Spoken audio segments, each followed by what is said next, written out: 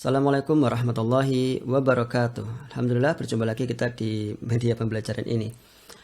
Kali ini kita akan kembali belajar membahas materi pendalaman IPA dan kita akan menggunakan soal latihan tryout kabupaten ketiga yang sudah kita laksanakan.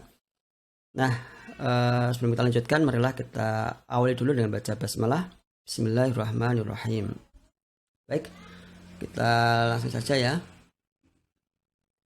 Nah, kalau kita nanti lihat di basis butir soal yang sudah Pak Johan siapkan, ini ya kita bisa lihat untuk nomor 1 ini ya sebagian besar sudah cukup betul ya. Jadi masih merupakan nomor-nomor yang mudah untuk kalian. Baik, kita langsung saja. Nomor 1, rantai makanan yang sesuai pada ekosistem hutan adalah.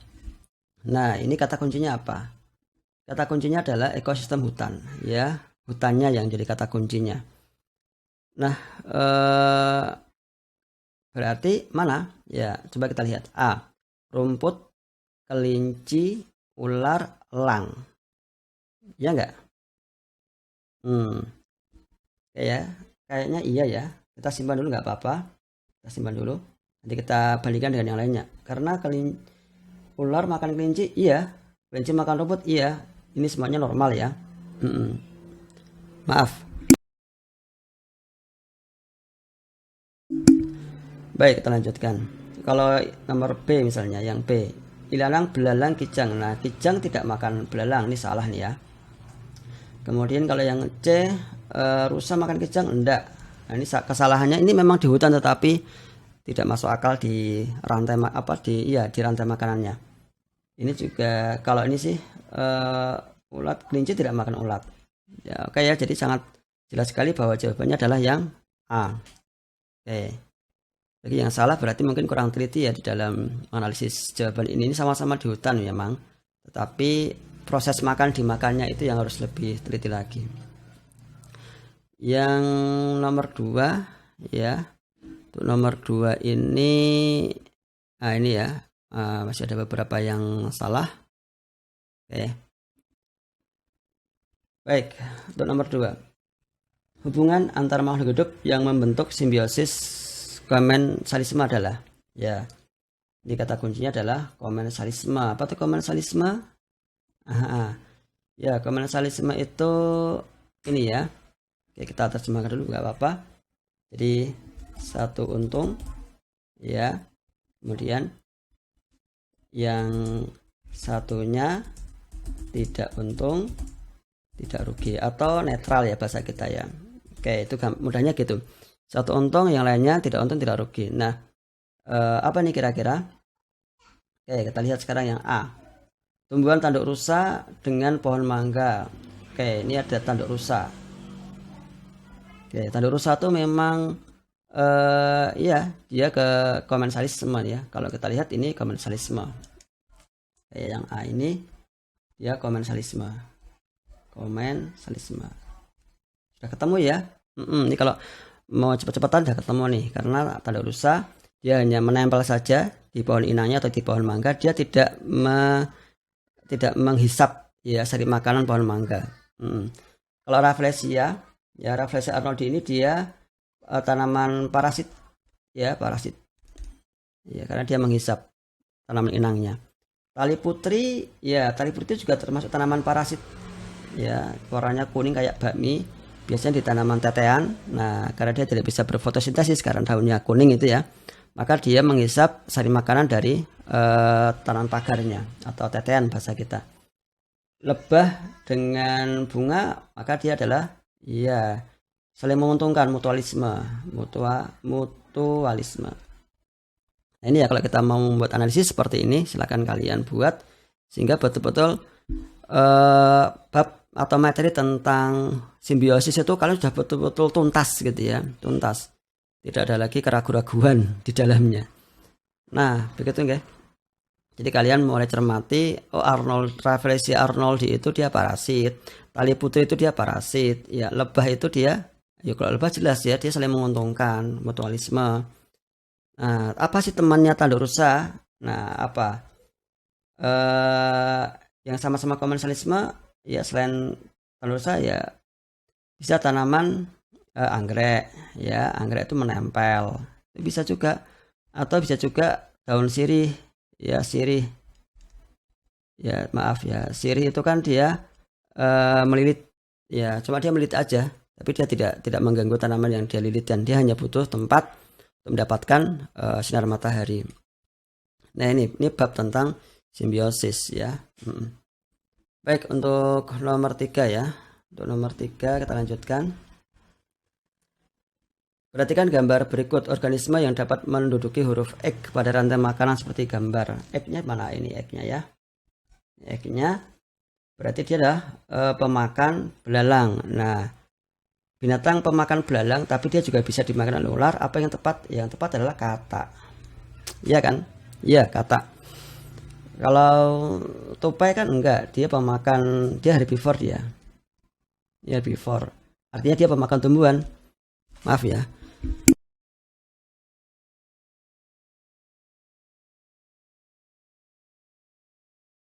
Ya, kita lanjutkan.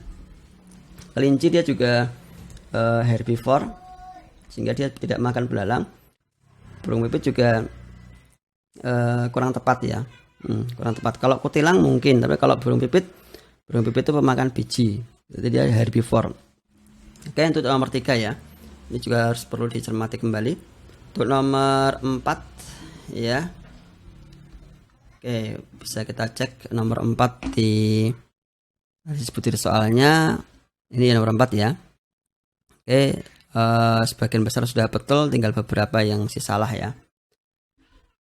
Nah, kesamaan cara adaptasi kedua tumbuhan seperti pada gambar adalah, oke, kita lihat. Yang sebelah ini ya, yang sebelah kiri ini namanya apa? Ya, namanya adalah, maaf, Venus flytrap ya. Nah, ya harus luar kepala. Apa cirinya ini loh tanamannya? Dia seperti jepitan rambut ibu-ibu ya. Kalau ini apa? Ini kantong semar. Oke. Maaf, kantong semar. Nah, kedua tumbuhan ini tentu memiliki ciri khusus yang ada kemiripan ya. Ya, apa kemiripannya? A, menggulungkan daun tidak ya. Kalau apa, Venus dia menutupkan daunnya, tidak menggulungkan ya. Yang B memiliki daun berengsel, yang berengsel itu yang Venus. Tapi kalau kantong semar dia tidak, dia kan kantongnya seperti piala ya, jadi dia tidak berengsel. Bentuk daun seperti piala ini yang kantong semar. Kayak ini kantong semar. Maka mana yang sama? Ini mencerna, sama-sama mencerna serangga. Jadi Venus juga dia ketika ada serangga yang hinggap, dia akan menutup dan mencerna karena kebutuhan nitrogennya. Kantong semar juga sama, ketika ada serangga yang terjatuh di dalamnya maka dia akan mencernanya. Oke ya, delta. Alhamdulillah sudah banyak yang betul dari kalian. Kita lanjutkan untuk nomor 5. Untuk nomor 5 ini sebentar. Ini bacaan juga perlu lihat langsung ya. Nomor 5 berarti yang betul hanya 4 ya. Oke, kita lihat ya, kenapa banyak yang salah. Oke, nomor 5 ya. Kita kembalikan dulu. Hewan lain yang memiliki kesamaan adaptasi dengan musang. Nah, musang itu apa adaptasinya? Kan itu yang pertama harus kita pahami ya. Biar lebih rapi, saya tak pakai ini aja ya, ketik ya. Musang itu ya adaptasinya dengan apa? Dia pura-pura mati. Ya, musang itu dengan pura-pura mati. Nah, begitu. Maka mana yang sama? Oke, yang pura-pura mati yang mana? Kan begitu. Kalau ini sel-sel sudah kelihatan. Kalau bangsa terenggiling, maaf ini kan kalau ada yang salah berarti nggak usah kita pilih kan. Terenggiling itu kan menggulung badannya ya, menggulung badannya. Oke, itu terenggiling. Kumbang, kecoa itu sama-sama pura-pura mati dia. Nah ini udah ketemu sebenarnya. Ya, kumbang itu juga pura-pura mati. Ya, kecoa juga sama, pura-pura mati. Kalau sigung itu bau, ya bau menyengat. Kalau kadal, sebagian kadal dia kayak autotomi itu ya, seperti cicak. Mm-mm. Kalau landak dia juga menggulung badannya ya, ini menggulung badannya. Lipas juga sama menggulung. Nah, karena ini pertanyaannya adalah si musang sama-sama pura-pura mati, maka yang tepat adalah yang bravo. Ya, kumbang dan kecoa itu sama-sama pura-pura mati. Ini yang perlu kalian mengerti. Mungkin kalian juga susah ya. Musang itu kalau bahasa Jawanya garangan. Ya, ternyata dia punya adaptasinya adalah pura-pura mati. Dia mungkin meringkuk ya biar terlihat mati, itu mungkin seperti itu. Nah, sedangkan musang sendiri juga di sebagian materi yang kita baca, dia termasuk binatang omni ya. Dia ada yang pemakan binatang, ada juga dia juga makan tumbuhan. Nah, itu kalau cara makannya, tetapi kalau cara adaptasinya dia pura-pura mati. Begitu nggih? Semoga ini bisa membantu kalian memahami, karena banyak yang salah ya. Saya nggak tahu, belum ngecek ya kalian milihnya apa, karena ini di nomor ini banyak sekali yang salah. Kita lanjutkan untuk nomor 6. Untuk nomor 6 kalian harus buka dulu sebentar ya. Nomor 6 ini ya. Oke, sudah cukup lumayan banyak yang bagus ya nomor 6-nya. Kita lanjutkan. Pasangan yang tepat antara tumbuhan dengan cara perkembangbiakannya ditunjukkan oleh, begitu ya. Yuk kita RPI itu dengan cara apa? Ya, kalau kita membuat analisis berarti gini, ini dengan stolon ya, atau geragi. Gitu kan? Iya. Kemudian kentang itu umbi batang. Ya, umbi batang. Kentang, umbi batang. Nah, itu enaknya kentang, umbi batang. Kan akar ya. Bambu itu tunas. Suplir itu spora.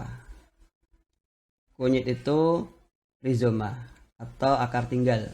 Nah, ini yang perlu kita buat analisisnya dulu ya sebelum kita menjawab. Nah, pasangan yang tepat antara tumbuhan dengan cara perkembangbiakannya ditunjukkan oleh apa? 1M stolon, iya. Ini iya ya. Oke, ini masuk. 2 kentang L. Umbi akar enggak.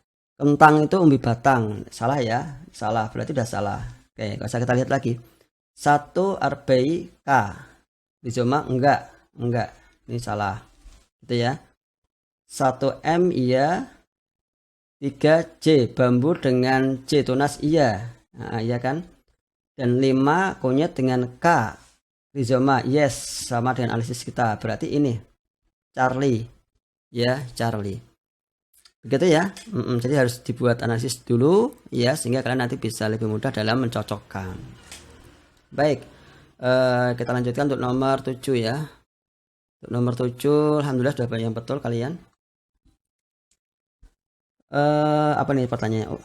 Masih rendahnya kesadaran masyarakat untuk mengurangi penggunaan plastik dalam kehidupan sehari-hari dapat memicu permasalahan lingkungan. Selain itu, pembuangan sampah plastik di sembarang tempat semakin marak terjadi. Upaya yang paling tepat untuk menjaga keseimbangan lingkungan pada kondisi tersebut adalah ini yang paling tepat. A. Menghentikan pemakaian plastik dan membakar sampah plastik. Kalau menghentikan sama sekali ya kayaknya belum ya. Kita belum siap untuk menghentikan semua. Ini kayaknya kurang tepat ya, kurang tepat. B. Memberikan hukuman tegas pada pabrik plastik. Itu tidak menyelesaikan masalah ya. Tidak menyelesaikan masalah ini ya. Mendaur ulang sampah plastik dan menambah jumlah tempat sampah. Mungkin iya. Oke ya. Jadi daur ulang itu berarti karena memang hidup kita masih butuh dengan plastik, tapi bagaimana agar plastik itu tidak semakin menumpuk menjadi sebuah sampah, ya didaur ulang. Nah, seperti itu teorinya. Delta, menggunakan plastik sekali pakai dan mengurangi jumlah pabrik plastik. Kalau plastik sekali pakai itu malah menumpuk ya kan, karena dia nggak bisa didaur ulang, paham ya. Jadi kalau plastik sekali pakai itu kan nggak bisa dipakai lagi nih. Nah itu malah ada kelemahan. Nah yang paling bagus, yang paling tepat dari semuanya ini ya mendaur ulang. Ini yang paling tepat. Memang delta itu juga bisa, tetapi ada kelemahannya gitu nggih. Jadi yang paling tepat yang Charlie. Baik, ya kita lanjutkan nomor 8. Untuk nomor 8 kalian juga sudah banyak yang betul nomor 8 ini ya. Fungsi bagian X ini apa? Kaki ya, kaki cicak. Ini kaki, X itu kaki. Nah, apa fungsinya? Melindungi diri bukan, ya bukan. Mengelabui musuh bukan. Kalau ini lebih ke ekornya, ekor yang diputus atau autotomi. Nah, Maria Binding, yes, jelas sekali ya. Kalian sangat mudah. Ya, kalau menangkap mangsa ini lidahnya, dia punya lidah yang lengket juga. Ya, lidah kayak katak. Ya, dia punya lidah kayak bunglon juga. Dia punya lidah yang bisa memanjang dan lengket. Nah seperti itu. Oke ya, kita lanjutkan nomor 9. Ini nomor 9 kalian banyak yang salah nih, lihat ya. Nah nomor 9 banyak yang salah. Mantap sekali ya. Berarti ini masih cukup berat bagi kalian materinya. Iya, berarti perlu kita bedah lagi ya. Ini tema tentang metamorfosis ya. Kalau kita melihat metamorfosisnya ini, ya ini boleh oke lah kita ketik aja ya, biar lebih jelas tulisannya. Kalau pakai tangan kadang-kadang ya itulah. Ini imago ya kan, imago. Kemudian dia kalau ini apa? Ini tahap telur ya, telur. Dia bertelur, oke. Kemudian ini adalah larva ya, entah larva. Larvanya itu dia pupa atau kepompong ya. Nah berarti ini adalah metamorfosis sempurna. Ini dulu yang harus dipahami ya. Ini adalah metamorfosis sempurna. Ini seperti lalat kan ya, lalat itu sempurna. Nah setelah kita paham bahwa ini adalah metamorfosis sempurna ya, jadi pengertian ini harus nggak bisa ditumpuk ya, nggak bisa ternyata. Oke, kalau di bawahnya bisa. Oke, ini ya. Maka yang mengalami kesamaan, mana yang sama gitu kan? Mana yang sama? Kita boleh ketik aja ya. Ini agar kalian memiliki bahan analisisnya ya. Oke, kita ketikkan aja di sini. Laron itu apa? Oke. Laron itu dia laron itu sempurna. Kita langsung aja gini ya, sempurna. Kemudian kata dia juga sempurna kan kata. Iya, walaupun dia tidak sama persis tapi dia termasuk metamorfosis sempurna. Jadi dia dari berudu kemudian berkaki, berekor dan seterusnya. Ya, dia sempurna. Kemudian kumbang ya, kita ini dulu ya. Kumbang itu sempurna dia. Oke, kumbang termasuk sempurna. Semut ya.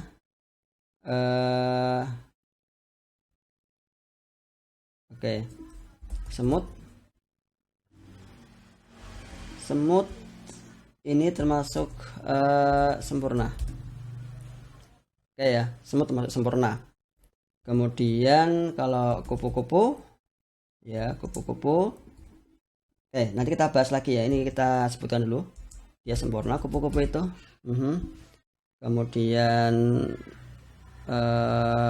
kayak sampingnya aja ya. Capung apa capung ya, capung ini tidak sempurna. Oke, tidak sempurna ya capung ya, karena dia hanya mengalami nimfa. Kemudian untuk jangkrik untuk jangkrik ini dia tidak sempurna. Oke ya.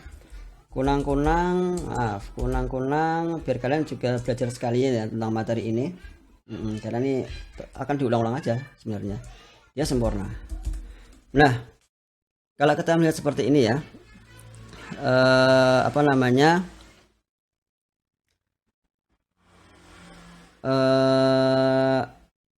Ada mirip, ada dua kesamaan ya, yang oh maaf, saya yang tidak teliti ya. Laron itu tidak sempurna, maaf, ini enggak teliti nih ya. Oke, ini tidak teliti, tidak sempurna. Laron tidak sempurna, maaf, laron tidak sempurna. Laron atau rayap tidak sempurna ya, kata sempurna.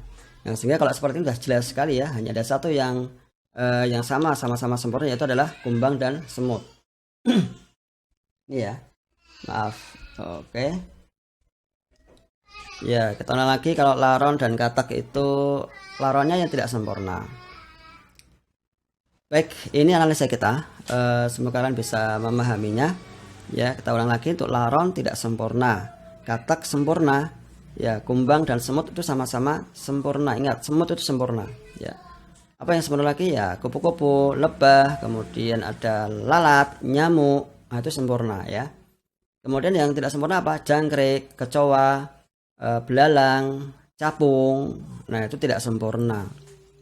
Nah, binatangnya hanya itu saja ya. Itu saja. Makanya kalau hanya itu saja, silakan dikuasai. Nah, ini sudah kita bantu. Kunang-kunang termasuk sempurna, kunang-kunang ya. Kalau ini kan yang sudah jelas salah kan ini ya. Ini jangkrik sudah jelas salah, capung sudah jelas salah gitu ya. Nah, ini mungkin karena agak ragu, tapi laron itu tidak sempurna. Laron tidak sempurna. Oke, begitu ya. Baik, kita lanjutkan sekarang nomor 10. Untuk nomor 10, oke, ada sebagian yang salah ya, nomor 10 nih. Bisa dilihat. Oke, ada sebagian yang salah nomor 10.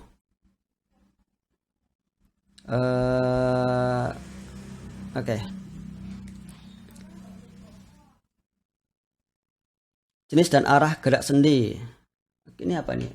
Oh, gambar pinggul ya. Baik, ini pinggul, ya kan? Ya, ini paha, berarti pinggul ya. Pinggul nih. Dan arah yang juga huruf N. Nah, pinggul itu berarti sendi apa? Ya, kalau pinggul itu berarti sendi peluru dia.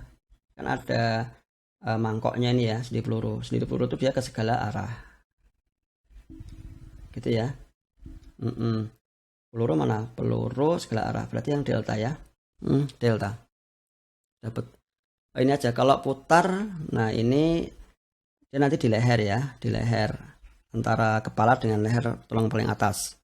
Kalau engsel ini nanti di siku dan lutut sama ruas-ruas jari. Ini apa namanya? Analisis kita ya. Silakan ini ditulis biar kalian semakin paham ya. Bagi yang sering salah. Pelana itu di pangkal apa? Ibu jari. Hanya di sini aja dia. Dua arah. Kalau peluru itu nanti dia ada di pinggul sama mana? Sama bahu.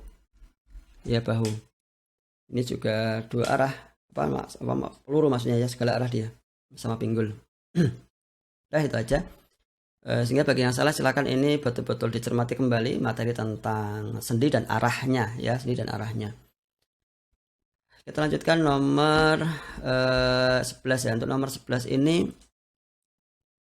oke, masih ada yang salah juga ya. Nomor 11 nih ya. Masih ada beberapa yang salah. Oke, kita lanjutkan. Fungsi bagian yang ditujukan huruf Q atau Q ya. Ini kan paru-paru ya. Oke, maaf, ini paru-paru, sehingga bagian paling dalam dari paru-paru itu namanya adalah alveolus. Oke, ini aja alveolus.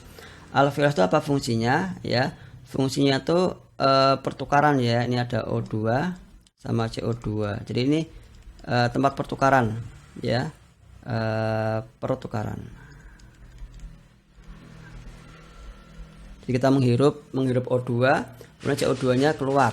Nah, itu jadi pertukaran O2 dan CO2 itu di mana? Di alveolus. Nah, ini fungsinya kan. Nah, udah langsung cari yuk.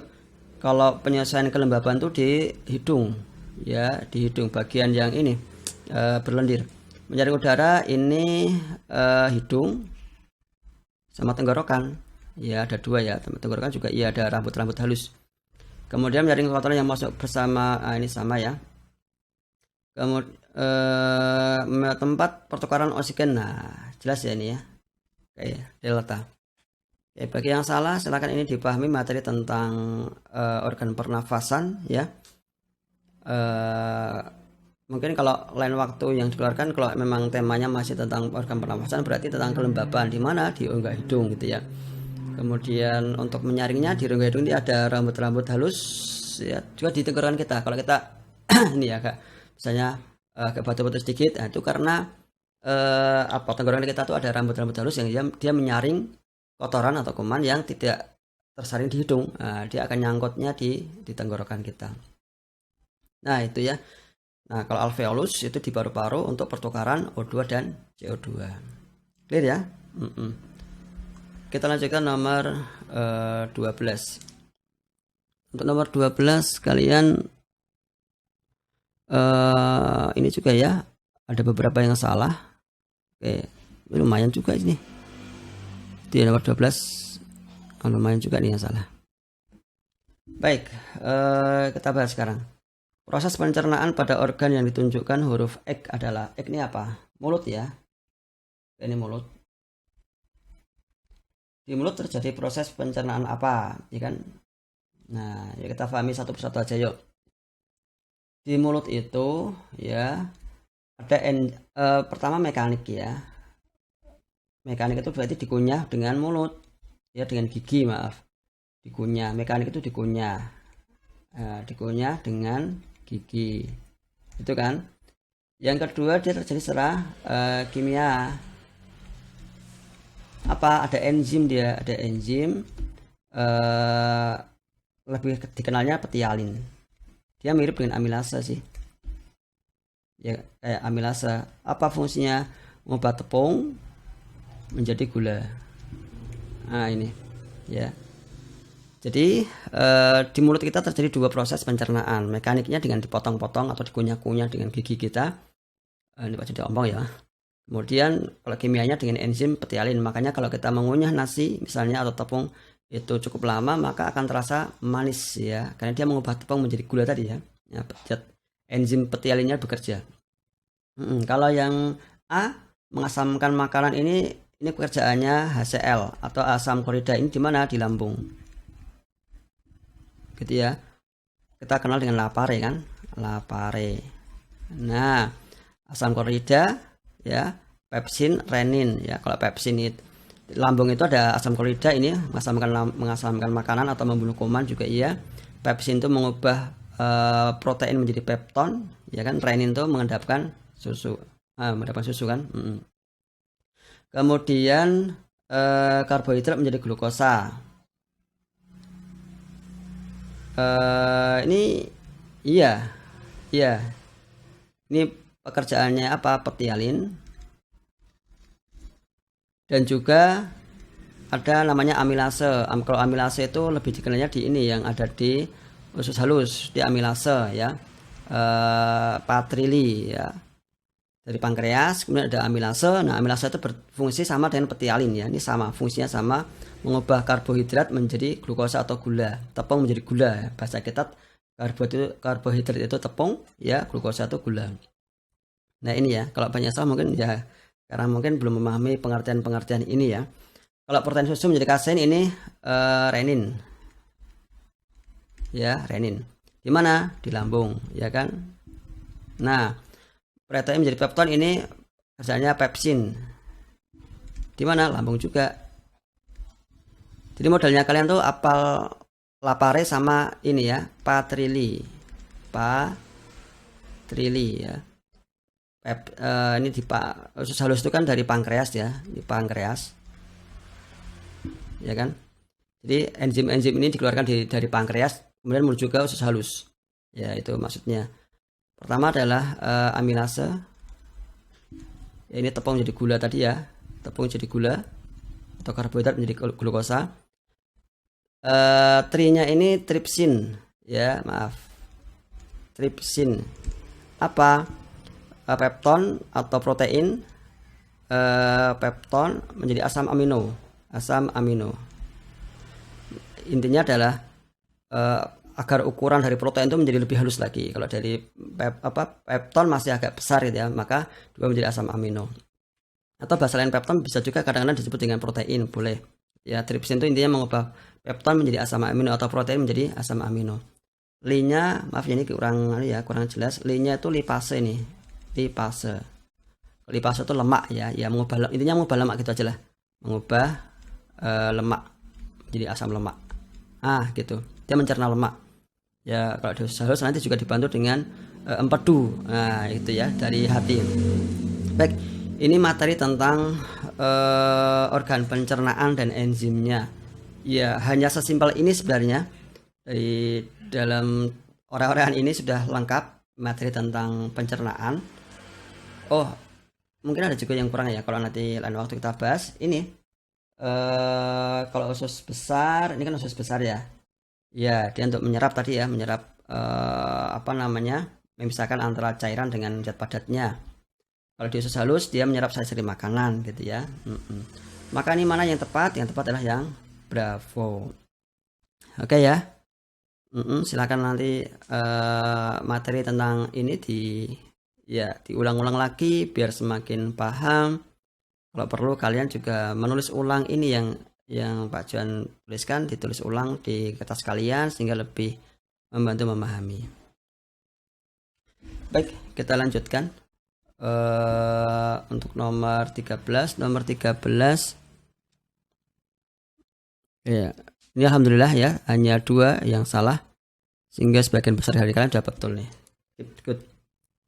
Dan ini sering jajan sembarangan, ia mengeluh sakit perut dan buang air besar ya. Nah, ini apa nih? Sakit perut berarti ya nama penyakitnya adalah diare ya. Oke, diare dia. Ya, diare. Kenapa diare? Nah, menjaga kebersihan makanan, mengonsumsi makanan masam. Ya, diare itu karena tidak bersih ya, atau kuman. Ya, kuman. Sehingga cara mencegahnya dengan biasa mencuci tangan dulu sebelum makan, kemudian menjaga kebersihan makanan yang dimakan dan juga alat makannya. Nah, intinya kebersihan itu. Ya, jadi yang alfa. Ya, itu untuk mencegah diare atau sakit perut. Kalau makanan masam ya dia bisa ke mah, ya penyakitnya mah. Kalau minum air putih yang banyak ini bagi orang-orang yang mungkin dia menderita salah satunya sembelit ya, susah buang air besar, maka minum air putih yang banyak. Nah, seperti itu. Kemudian mengurangi makanan berkalsium. Ya, malah harusnya banyak berkalsium ya. Kayak gitu ya. Baik. Nah, karena tempat Pak Juan ini sudah masuk azan ya, kita break dulu pembahasannya sampai nomor 13. Insya Allah nanti kita sambung lagi ya.